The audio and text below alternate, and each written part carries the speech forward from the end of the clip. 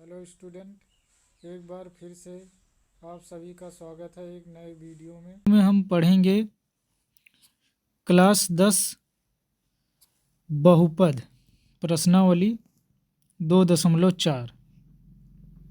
प्रश्न संख्या 1 है, सत्यापित कीजिए कि निम्न त्रिघात बहुपदों के साथ दी गई संख्याएं उनकी शून्यक हैं। प्रत्येक स्थिति में शून्यकों और गुणांकों के बीच के संबंध को भी सत्यापित कीजिए। यहाँ पे हमें समीकरण दिया गया है 2x³ धन x² माइनस 5x धन 2, और उसके बाद कुछ संख्याएं दी गई जिसको कहा जा रहा है शून्यक। दिया गया वो 1/2 1 और ऋण 2। इसी प्रकार से दूसरा है x³ ऋण 4x² धन 5x ऋण 2, और उसके बाद संख्याएं दी गई हैं 2 1 और 1, जो कहा जा रहा है शून्यक। कहा जा रहा है प्रत्येक स्थिति में शून्यकों और गुणांकों के बीच संबंध भी सत्यापित कीजिए। ये दिया गया है। अब हम क्या करेंगे कि जो हमें शून्यक दिए गए हैं उन शून्यकों का मान रख करके समीकरण को हल करेंगे और समीकरण 0 हो जाएगा। इस प्रकार से इसको मान लिया गया कि जो समीकरण है वो px के बराबर मान लिया गया और x के स्थान पर ये सारी वैल्यू रखना है। हम 1/2 रखेंगे। जब हम 1/2 रखेंगे तो देख रहे हैं कि 1/2 रखने पर पूरा हमारा समीकरण जो है वो 0 के बराबर हो जा रहा है। इसी प्रकार 2 रखें इसी प्रकार 1 और -2 रखेंगे तो देख रहे हैं जब 1 रखा गया तब भी 0 आ गया, और जब ऋण 2 रखा गया तब भी 0 आ गया। तीनों शून्यक रखने पर जो मान आ रहे हैं वो 0 आ रहे हैं।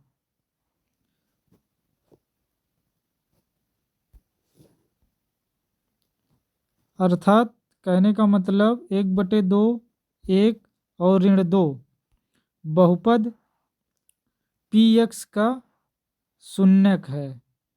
जब बराबर 0 हो जा रहा है तब शून्यक है, अगर नहीं हो रहा है तो शून्यक नहीं है। ये बात ध्यान देना है। जो हमें शून्यक दिए गए हैं 1/2 1 और ऋण 2, इनको जब हम रखे रहे हैं समीकरण में और समीकरण का मान 0 हो जा रहा है तब हम कह रहे हैं कि ये बहुपद के शून्यक हैं। अब क्या करना है, हमें शून्यकों और गुणांकों में संबंध दिखाना है। तो चलिए हम दिखाते हैं। शून्यकों और गुणांकों के संबंध। तो इस समीकरण को एक मानक समीकरण से हम तुलना करेंगे तो वहाँ से हमें अल्फ़ा बीटा और गामा का मान मिल जाएगा। तो संबंध हम क्या जानते हैं, मूलों का योगफल और मूलों का गुणनफल, ये हम निकालेंगे। तो एक मानक समीकरण है ax³ धन bx² धन cx धन d। इस मानक समीकरण से इस समीकरण को तुलना करेंगे। जब तुलना करेंगे तो हमें a, b, c और d के मान मिल जाएंगे। अब a, b, c, d के मान मिल जाएंगे और हमें शून्यक के मान भी मिले हुए हैं, अल्फ़ा बीटा और एक गामा। ये शून्यक पहले से ही दिए हुए थे। तो हम क्या करेंगे, मूलों का योगफल और मूलों का गुणनफल निकाल लेंगे। तो मूलों का योगफल अल्फ़ा धन बीटा धन गामा निकालेंगे तो हमें क्या मिल जाएगा 1/2। मूलों का योगफल मिल गया और मूलों का योगफल -b/a होता है, x² का गुणांक बटे a³ का गुणांक, क्योंकि त्रिघात व्यंजक है। तो हमारा मूलों का योगफल कितना हो जाएगा, ऋण 1/2। इसी प्रकार से दो शून्यकों को क्रमानुसार एक साथ लेकर उनके गुणनफल का योगफल, अब क्या किया जा रहा है, 3 व्यंजक है तो एक बार 2 2 ले रहे हैं। 2 2 कैसे लेंगे, जैसे कि मान लीजिए अल्फ़ा है, बीटा है और गामा है, तो क्या किया जा रहा है, एक बार लिया जा रहा है अल्फ़ा बीटा, फिर क्या लिया गया बीटा गामा, और फिर क्या लिया जा रहा है गामा अल्फ़ा। इस तरह से लिखा हुआ है alpha beta, beta gamma, gamma alpha. एक बार फिर से यहाँ थोड़ा सा समझेंगे कैसे लिखा जा रहा है ये चीज़। अल्फ़ा से हम चले बीटा, लिखे अल्फ़ा बीटा, बीटा से चले गामा तो लिखे बीटा गामा, और गामा से चले अल्फ़ा तो लिखे अल्फ़ा गामा। इस तरह से ये लिख दिया गया। और क्या किया गया, अल्फ़ा बीटा गामा सभी के मान रख दिए गए, क्योंकि हमें अल्फ़ा का मान 1/2, बीटा का मान 1 और गामा का मान -2 मिला है। सबका मान रख दिए। मान रखने के बाद सरल कर लिया गया। जब सरल कर लिया गया तो हमें मिल गया -5/2, -5/2 हमें मिल गया ये, और ये c/a होता है। इसी प्रकार से अब हम क्या करेंगे, मूलों का गुणनफल निकालेंगे। तो alpha beta gamma, alpha into beta into gamma ये निकालेंगे, सभी का मान रखेंगे तो हमें -1 प्राप्त हो जाएगा। इसी प्रकार से नेक्स्ट क्वेश्चन सेकंड नंबर भी हल करेंगे। तो अर्थात हमें यहाँ जो गुणनफल मिला -d/a कितना मिल गया -1। तो इस प्रकार px के शून्यकों और गुणांकों के संबंध सत्यापित हो गए। हमने निकाल लिया मूलों का योगफल और गुणनफल। सेम इसी प्रकार से दूसरा भी क्वेश्चन करेंगे। जो हमें शून्यक दिए गए हैं उन शून्यक को मान रखेंगे समीकरण में और 0 मिल जाएगा। जब 0 मिल जाएगा तो हम कहेंगे कि ये दिए गए समीकरण के शून्यक हैं। जैसे यहाँ देख पा रहे हैं 0 आ रहा है रखने पर, तो कह रहे हैं कि 2 एक और एक बहुपद px के शून्यक हैं, क्योंकि मान रखने पर ये 0 हो जा रहे हैं। जब 0 हो जा रहे हैं फिर आगे क्या कर रहे हैं कि एक मानक समीकरण है उससे तुलना कर लिए, ए बी सी और डी का हमें मान मिल गया। जब ए बी सी डी का मान मिल गया और शून्यक भी दिया गया है अल्फ़ा बीटा गामा, फिर क्या करेंगे हम जो है इनकी जांच करेंगे, सत्यता की जांच करेंगे। कहने का मतलब शून्यक का योगफल और गुणनफल निकाल लेंगे। जब योगफल निकालेंगे तो हमें 4 मिल रहा है, योगफल निकालने पर हमें 4 मिल रहा है। इसी प्रकार से हम क्या करेंगे, 2 शून्यक लेकर योगफल निकालेंगे। जब 2 शून्यक लेकर योगफल निकालेंगे तो हमें 5 मिल जा रहा है। और इसी प्रकार से हम क्या करेंगे, शून्यक का गुणनफल निकालेंगे। कहने का मतलब alpha into beta into gamma निकालेंगे तो हमें कितना प्राप्त हो रहा है, 2 प्राप्त हो रहा है। इस प्रकार से क्वेश्चन नंबर 1 की भांति सेम टू सेम हल करना है इसको। तो हम निकाल लिए अल्फ़ा बीटा गामा, शून्यक का गुणनफल alpha into beta into gamma क्या मिल गया -d/a बराबर 2 मिल गया। तो इस प्रकार बहुपद px के शून्यकों व गुणांकों के बीच संबंध सत्यापित हो गया है। यदि वीडियो अच्छी लग रही हो तो कृपया वीडियो को लाइक शेयर सब्सक्राइब जरूर करें। क्वेश्चन नंबर 2, एक द्विघात बहुपद प्राप्त कीजिए जिसके शून्यकों का योग 2 शून्यकों को एक साथ लेकर उनके गुणनफलों का योग तथा तीनों शून्यकों के गुणनफल क्रमशः 2, -7, -14 हों। ये क्वेश्चन हमें दिया गया है। माना अभीष्ट त्रिघात बहुपद, एक हमने बहुपद मान लिया 3 घात का बहुपद मान लिया इस प्रकार से ax³ धन bx धन cx धन d।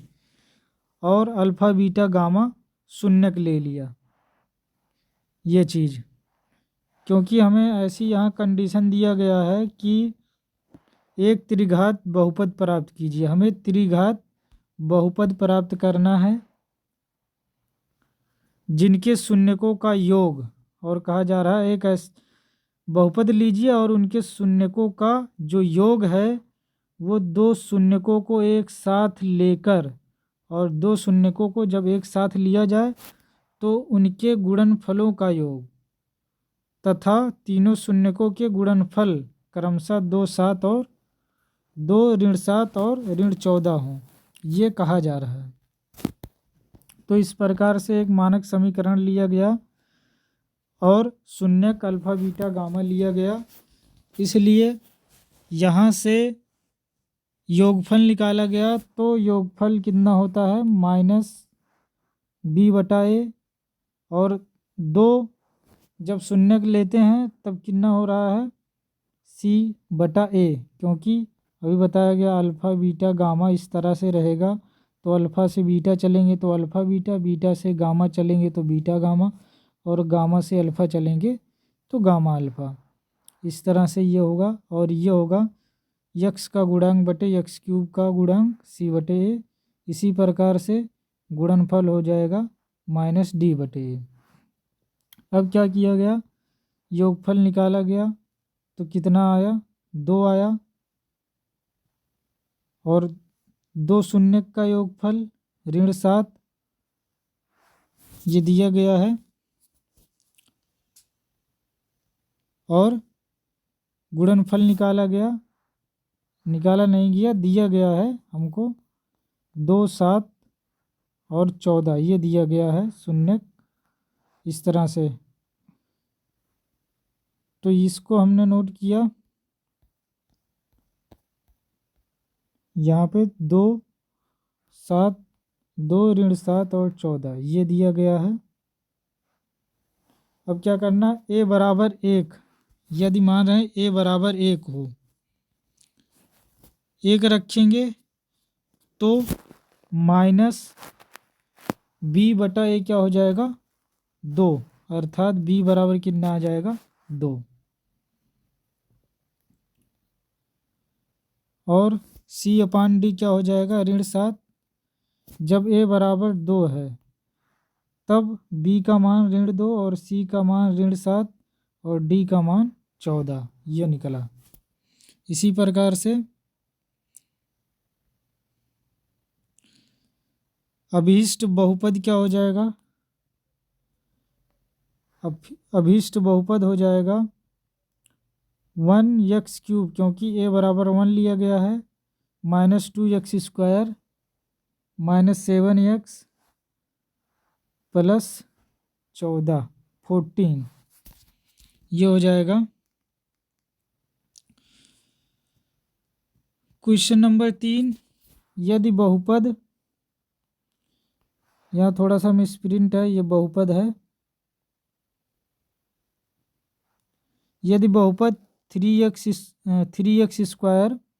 + x + 1 के शून्यक दिए गए हैं a - b a और a + b, ये शून्यक दिए गए हैं, कहने का मतलब अल्फ़ा बीटा गामा दिया गया।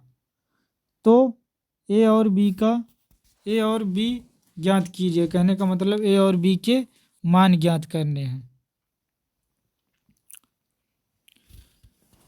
तो जो समीकरण दिया गया उसको px मान ले रहे हैं और इसकी तुलना मानक समीकरण से कर रहे हैं। मानक समीकरण हमारा ये है ax³ धन bx² धन cx धन d। तो यहाँ से हमें a b c d के मान मिल जा रहे हैं और हमें अल्फ़ा बीटा गामा दिया गया है। जैसे कि हमने पहले बताया कि अल्फ़ा बीटा गामा के मान हमें दिए गए हैं, ये यहाँ पर ये हमें अल्फ़ा बीटा गामा के मान दिए गए हैं।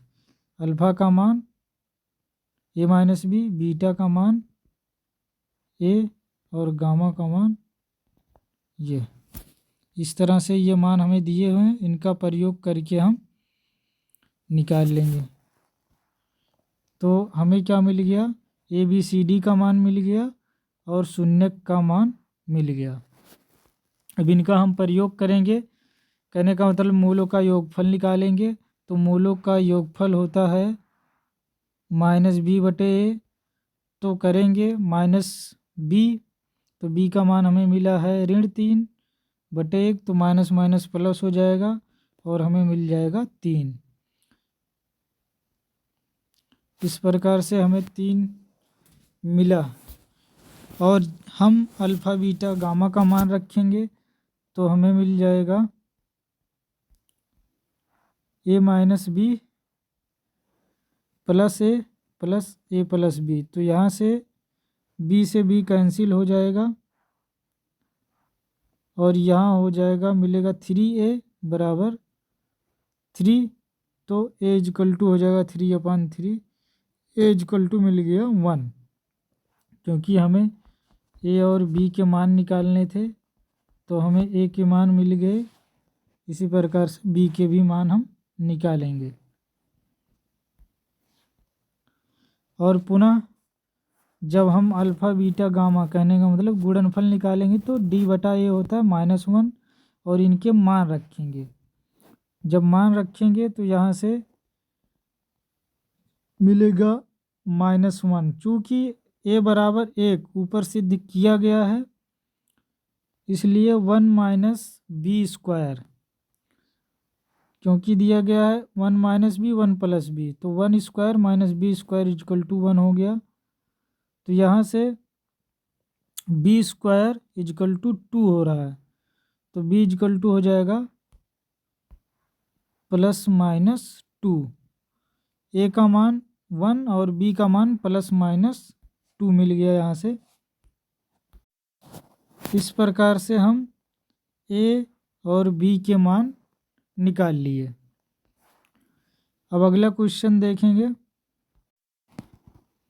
क्वेश्चन नंबर 4, यदि बहुपद x की घात 4 ऋण 6x³ ऋण 26x² धन 138x ऋण 35 के दो शून्यक 2 धन ऋण √3 हो तो अन्य शून्यक ज्ञात कीजिए। अब दो शून्यक कहा जा रहा है क्योंकि हमें दिया गया है 2 धन ऋण √3, तो इसको इस तरह से लिख सकते हैं हम 2 धन √3 और 2 ऋण √3, इसीलिए कहा जा रहा है कि दो शून्यक दिए गए हैं।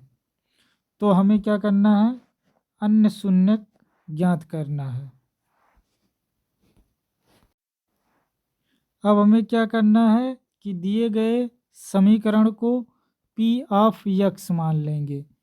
जब P ऑफ x क्यों मानेंगे, क्योंकि शून्यक का प्रयोग करेंगे, हम उसका मान रखेंगे, तो हम जो शून्यक होते हैं उसको x माइनस करके लिखते हैं। तो यहाँ से जब हम x माइनस करके लिखेंगे तो लिखेंगे x माइनस 2 धन √3 और x माइनस 2 ऋण √3। तो यहाँ जैसा कि हम इसको थोड़ा सा और सही क्रम में लिखेंगे तो x माइनस 2 ऋण √3 और x माइनस 2 धन √3, ये लिख पा रहे हैं इस तरह से। तो यहाँ हम देख रहे हैं यही चीज़ एक बार ऋण में है और यही चीज़ एक बार धन में है।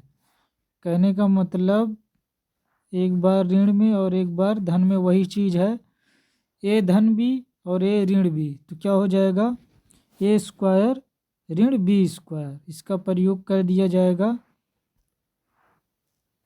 हम जानते हैं ए ऋण बी इंटू ए धन बी, ये तो क्या हो जाएगा ए स्क्वायर ऋण बी स्क्वायर, तो इसी का प्रयोग कर दिया गया, तो इतना लिख दिया गया। क्या लिख दिया गया, x माइनस 2 का स्क्वायर ऋण √3 का स्क्वायर, ये हो गया। अब इसी को थोड़ा सा और सही क्रम में किया गया,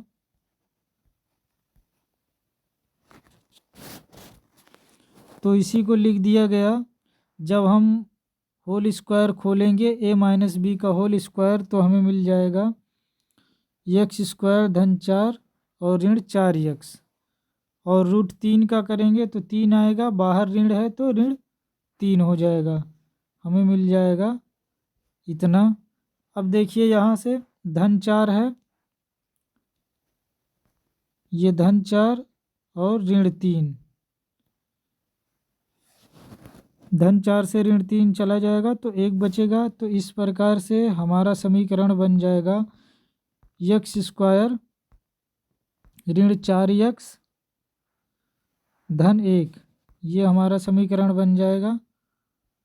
और इसलिए हम कहेंगे कि एक्स स्क्वायर ऋण 4x धन 1 बहुपद px का एक गुणनखंड है। अगर ऐसा है तो ये एक्स स्क्वायर ऋण 4x धन 1 दिए गए समीकरण को विभाजित करेगा। कहने का मतलब जिसको हमने px माना है, ये समीकरण px को विभाजित करेगा। इसलिए हम कह रहे हैं अब एक्स स्क्वायर ऋण 4x धन 1 से px को विभाजित करने पर क्या करेंगे, इससे px को हम भाग देंगे। जब हम विभाजित करेंगे तो क्या करेंगे, एक्स स्क्वायर बार ले जा रहे हैं, एक्स स्क्वायर बार ले जाएंगे तो इसका इस पूरे में गुणा करेंगे। जब गुणा करेंगे तो हमें मिल जाएगा x की पावर 4 ऋण 4x क्यूब धन 2, ये मिलेगा क्योंकि एक्स स्क्वायर का गुणा करेंगे एक्स स्क्वायर में तो x की घात 4 और एक्स स्क्वायर का गुणा 4x में करेंगे तो 4x क्यूब और एक्स स्क्वायर का एक बार गुणा करेंगे तो एक्स स्क्वायर मिलेगा। अब करना क्या होता है, हम घटाते हैं, जब घटाते हैं तो चिन्ह क्या हो जाता है, बदल जाता है। यहाँ पे प्लस था तो ये हो गया माइनस, यहाँ पे माइनस था तो हो गया प्लस, यहाँ पर प्लस था हो गया माइनस। इस तरह से चिन्ह बदल गए और ये एक ही संख्याएं हैं तो कैंसिल हो जाएंगी, कट जाएंगी। और बाकी चीज़ें को हम नोट कर ले। तो यहाँ जैसे देख पा रहे हैं, यहाँ पे है 4x क्यूब और 6x क्यूब, तो ये घट जा रहे हैं क्योंकि घटा दिया, एक धन में है एक ऋण में है, तो ऋण वाला बड़ा इसलिए ऋण का चिन्ह लगाया गया। कितना बचा, 2x क्यूब, ऋण 6x क्यूब बड़ा है, 4x क्यूब छोटा है, तो बचेगा क्या, ऋण 2x क्यूब। इसी प्रकार से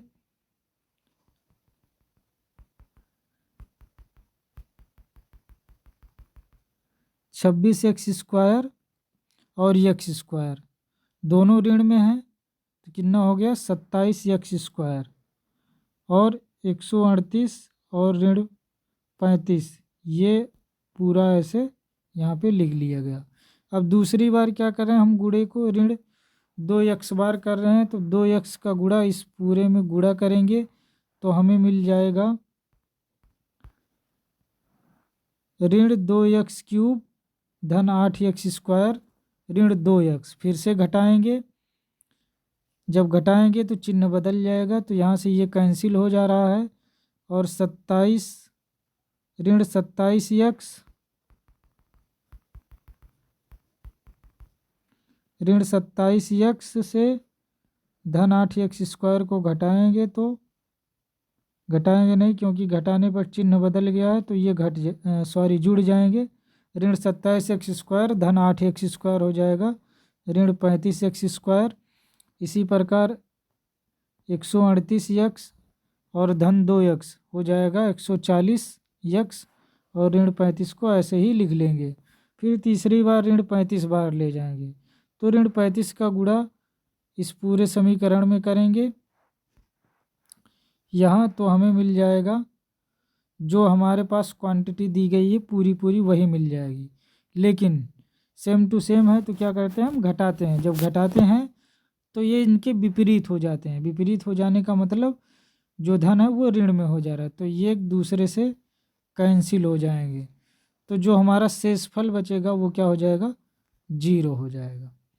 जब 0 हो जाता है तो कहते हैं कि ये समीकरण क्या है, इनको विभाजित कर रहा है। अभी कहा गया ना कि एक्स स्क्वायर ऋण 4x धन 1 से px को विभाजित करने पर, तो देखा गया कि ये पूरा पूरा विभाजित कर दे रहा है। जब पूरा पूरा विभाजित कर दे रहा है तो क्या है, ये एक गुणनखंड है। यक्स की घात एक्स स्क्वायर ऋण 4x धन 1 पी एक्स का क्या है, एक गुणनखंड है, क्योंकि शेषफल 0 आया है ना। शेषफल 0 आता है तभी तो गुणनखंड होता है। तो शेषफल 0 आया इसलिए क्या है, एक गुणनखंड है। आगे इसी प्रकार से एक्स स्क्वायर ऋण 4x धन 1 और एक्स स्क्वायर ऋण 2x ऋण 35 बराबर पी एक्स। अब जो भाजक है और भागफल दोनों का गुणा कर देंगे तो पी एक्स के बराबर हो जाएगा, यही चीज़ लिखा गया है। ठीक है, तो इस प्रकार से अब इसका गुणनखंड ये एक्स स्क्वायर ऋण 2x ऋण 35 को इस तरह से गुणनखंड करके लिख पाएंगे कि x ऋण 7 और x धन 5, ये इसका गुणनखंड करने पे आएगा। तो यहाँ से हमें मिल रहा है x ऋण 7 ये चीज़ और x धन 5 ये x धन 5 बहुपद पी एक्स के गुणनखंड है। तो इस प्रकार से अन्य जो शून्यक है वो हमें मिल गए। अर्थात अब जैसे यहाँ पे हमें दिया गया था 2 धन ऋण रूट 3, तो इसको यक्स माइनस करके लिखे थे ना। अब यहाँ पे देखिए यक्स ऋण 7 है तो बराबर जब 0 करेंगे तो यक्स बराबर 7 मिल जाएगा, और यक्स धन 5 है तो यक्स बराबर ऋण 5 मिल जाएगा जब बराबर 0 करेंगे। तो क्या हुआ, 7 और ऋण 5 बहुपद पी एक्स के क्या है, अन्य शून्यक हैं। तो इस प्रकार से अन्य शून्यक भी हमें मिल गए। क्या कर दिया, जब हमने भाग कर दिया समीकरण से। इसी प्रकार से ही क्वेश्चन नंबर 5 करेंगे। दिया गया है क्वेश्चन नंबर 5, यदि बहुपद x की घात 4 ऋण 6x क्यूब धन 16x स्क्वायर ऋण 25x धन 10 को एक अन्य बहुपद x स्क्वायर ऋण 2x धन k से भाग दिया जाता है और शेषफल x धन 1 आता है, तो k तथा a ज्ञात कीजिए। हमें k और a के मान ज्ञात करने हैं। तो हम यहाँ क्या करते हैं, भाग करते हैं। तो हम एक्स स्क्वायर बार ले जाएंगे। एक्स स्क्वायर बार जब ले जाते हैं, क्योंकि हमें एक्स की घात 4 चाहिए, तो एक्स स्क्वायर बार जब ले जाएंगे तो एक्स की घात 4 हो जाएगी, और पूरे का इसमें गुणा करेंगे तो हमें मिल जाएगा एक्स की घात 4 ऋण 2x क्यूब धन के एक्स स्क्वायर, और घटा देंगे तो एक्स की घात 4 कैंसिल हो जाएगा,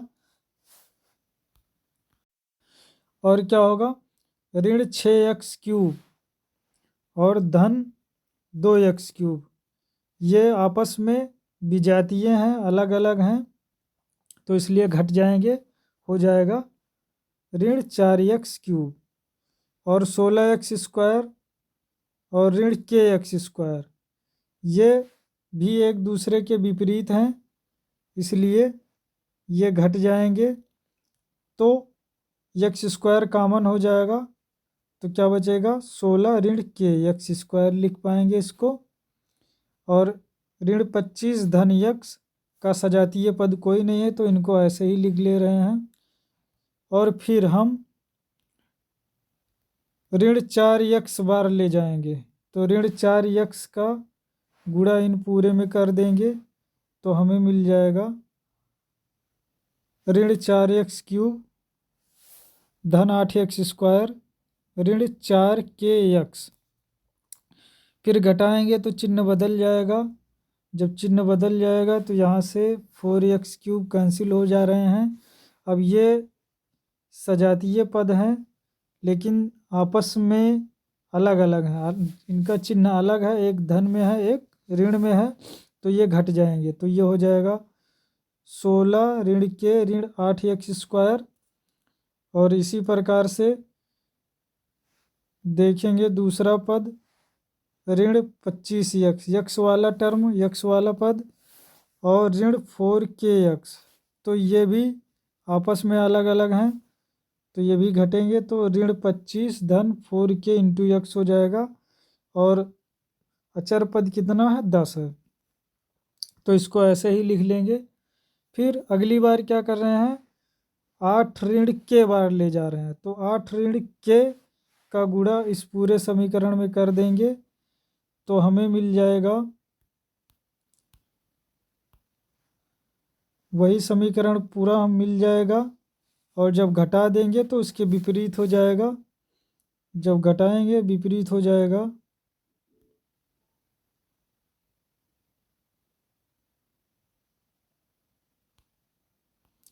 यहाँ से देखिए, तो हमें मिल गया, जब गुणा किए तो हमें मिल गया इतना, और घटा दिए तो यहाँ से हमें शेष फल जो आया घटाने पर वो मिल गया ऋण 25 धन 16 धन 4 के ऋण 2 के इंटू एक्स ऋण के इंटू 8 माइनस के प्लस 10 प्लस 10। और इस प्रकार से इसको थोड़ा और सही करेंगे तो लिख पा रहे हैं ऋण 9 धन 2 के इंटू एक्स ऋण के 8 ऋण के धन 10। क्या क्या मिल रहा है इस प्रकार से, 9 ऋण 9 धन 2 के इंटू एक्स ऋण के इंटू 8 ऋण के धन 10, जो कि शेषफल प्राप्त हुआ है, परंतु शेषफल क्या है, यक्स प्लस ए, यह हमें शेषफल दिया गया है। अब यहाँ पर हम इनको समीकरण 1 और 2 मान लेंगे और इनको हल करेंगे तो हमें मिल जाएगा 2 के माइनस 9 इजकल टू 1, और यहाँ से मिल गया 2 के इजकल टू 10 और के इजकल टू मिल गया 5। तो यहाँ से अल्फ़ा का मान निकालेंगे, तो अल्फ़ा हो जाएगा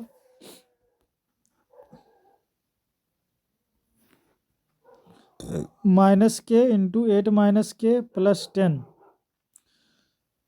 के का मान 5, तो -5 इंटू 8 -5 प्लस 10, तो यहाँ से के का मान मिला, यहाँ से के का मान मिल गया 5 और अल्फ़ा का मान भी मिल गया है 5। इस प्रकार से अल्फ़ा अल्फ़ा नहीं, ए और के दोनों का मान मिल गया।